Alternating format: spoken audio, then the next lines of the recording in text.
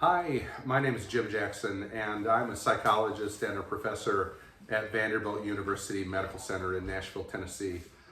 My home at Vanderbilt is in the Division of Allergy, Pulmonary, and Critical Care, where I study long-term outcomes in ICU survivors. My colleagues are critical care intensivists. They are individuals who were on the front lines battling COVID-19. All of us are called to help in some small way, and my contributions during this time involve making a series of videos that aim to help improve people's mental health and coping during this challenging time. This is the fourth video in a series of videos. Yesterday we talked at some length about a technique called Apple, a very effective technique to manage anxious thoughts. Today we're going to move past that and talk about something a little bit different. We're going to talk about self-care, taking care of yourself and tending to your own needs as a way of managing anxiety. I'll start this video with a story, and it might elicit a chuckle. In some ways it elicits a groan from me, even many years later. When we moved to Nashville, my wife Michelle and I, we had one car. We had a Mazda 323. Some of you might remember that car, just a little old hatchback. And in the first few years we were here, I drove that car a lot, often visiting patients in their homes all over the South. And one day the check engine light came on in that car. Because I was busy, because I was in a hurry, I decided to ignore that check engine light. But I didn't just ignore it. I took a note card and I covered that check engine light up, and I just kept on driving. Until one day I didn't. One day I was headed home from work, late in the evening, Highway 40 West, headed back to our home, and that car gave up the ghost. It died by the side of the road, and the next day I had it towed to a scrapyard where I sold it for $50. I had ignored that check engine light to my peril. And what I did with that car is what many of us do, what many of us are doing perhaps even now from a mental health standpoint. Our check engine light is on, the need is there, we're feeling pulled, we're feeling overwhelmed, we're feeling challenged, and too often we're putting a note card over those emotional check engine lights that are flashing, and we're continuing on. That's generally, as a general rule, a bad strategy, but during this pandemic that we're currently in, that's a catastrophic strategy. It's not the strategy that you should engage in, quite the opposite. And with that as the backdrop, I'm going to talk a bit about how we can approach self-care as a way of managing stress and anxiety. I'm going to talk about four component parts, if you will, to self-care. There's much more to say on the subject, but I'll move through these things quickly. The first bedrock principle of self-care, again, especially during this chaotic season we're in, involves nurturing the relational aspect of our lives. We're social creatures, to be sure. Some of us are more extroverted, some of us more introverted, but we need each other, we need other people. And in this season, we need to be leaning into relationships with others, giving support to others, but not only giving support to others, benefiting from the support of others as well. I talked just yesterday on the phone for about half an hour to an old high school friend who I hadn't been in touch with for many years, and it was really wonderful. It was very encouraging, and I really left that call almost humming a tune. That dynamic, leaning into relationships, reaching out to people who are near and dear to you, reaching out to people in relationships that perhaps have been put in the parking lot or on the shelf, to reconnect with people, very important, really crucial strategy, and I would encourage you to pursue it. The beauty of this today, of course, is not that it was like it was the case during my childhood where all we had was a telephone with a long cord. Today, you can get on Zoom, you can get on GoToMeeting, you can connect with people in so many different ways, and nurturing that relational side of ourselves is really important. If you look at what the literature says that social support cures so many, is associated with improving so many maladies, and the lack of social support is associated with so many bad outcomes. So principle one, lean into social support, nurture relationships. If you haven't been intentional about that before, do it now and do it today.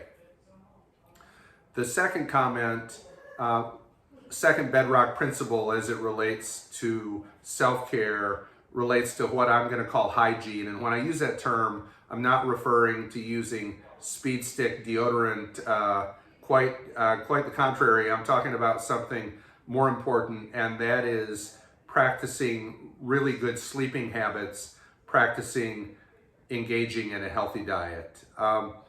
Getting enough sleep is really important. We're probably barely on the cusp of beginning to appreciate how crucial sleep is to so many aspects of our functioning. Prioritize sleep. Similarly, prioritize eating healthy meals, not relying on food for emotional substance in an unhealthy way, building routines into your life, going to sleep at a certain time, getting up at a certain time, eating at a certain time, eating in a certain place. Again, eating meals that are going to be nurturing. The third bedrock principle involves focusing on and attending to the environment we're in as a way of increasing our joy and caring for ourselves. Certainly we could all be working in a Soviet-style office made of concrete bricks, but that probably is not ideal. Trying to incorporate things into your new reality, your new work-at-home reality, is really important. You will benefit from this and be glad you did. Let me give you a little example.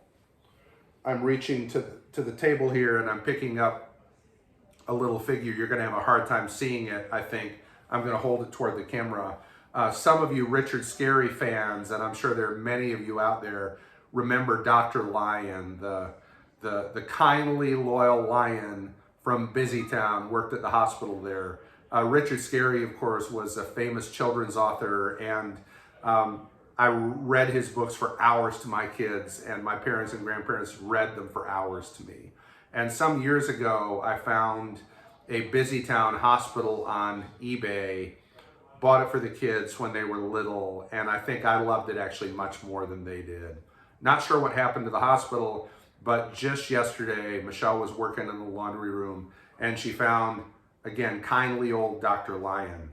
And I took Dr. Lion and I sat him next to my computer at my work-at-home desk where he now resides. And I look at Dr. Lion and I think, I can be brave like a lion. I can be fearless like a lion. I can get through this like a lion would. Sounds silly perhaps, but I think it reflects the deliberate attitude that I would encourage you to have related to your environment. Hang a lovely picture in your office. Put some mementos beside you that are really meaningful. Do simple things that can enhance your environment and your experience and make it just a little bit better. The fourth bedrock principle involves exercise. It is difficult to overstate how important and how helpful exercise can be. To be sure, exercise is good for our physical bodies. I was working out, if you want to call it that, even earlier today with my wife and my kids, two of my three children, Colin and Caroline. I was doing burpees in the living room on a mat. I was worried about breaking a hole in our hardwood floor. I didn't do that, fortunately, but really enjoyed myself. Part of the benefit of group exercise in particular with your family, with a friend using Zoom, is that it's very pro-social. Again, it's you engaging in activities with another person, and that's really important. The famous sociologist Robert Putnam wrote a great book, which I would commend to you, called Bowling Alone some years ago. And in that book, Robert Putnam said that although more people are bowling evidently now than were in the 1950s or 60s, more people are also bowling alone. Individualism and isolation is quite a crisis in our culture, and it's particularly problematic to have that dynamic at work in the midst of this pandemic. So if you can exercise with family members, if you can exercise with other people virtually, I would really commend that.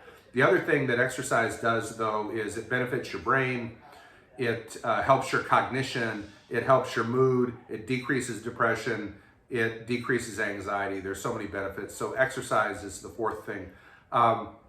If you are frail, if you are not in great condition, obviously you don't want to be doing cartwheels and karate kicks. You don't want to be doing CrossFit, but there are things you can do. You can walk in the driveway, you can walk to the mailbox, you can perhaps walk down the stairs. You can be creative.